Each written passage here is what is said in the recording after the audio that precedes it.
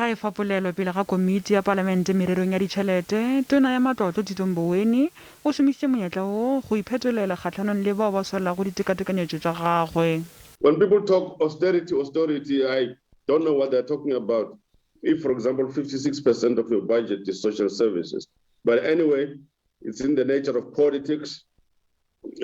People have to be seen to be saying something smart and clever, I suppose.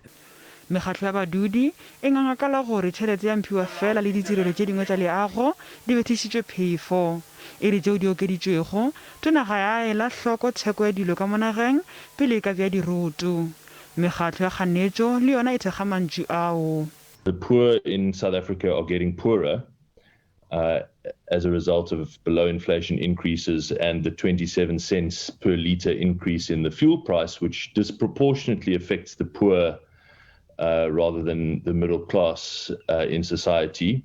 Fiscal consolidation and austerity have never been a mechanism to stabilize that anywhere in the world. There is no scientific illustration anywhere in the world that says that fiscal consolidation can make you meet your debt obligations in the manner that it is.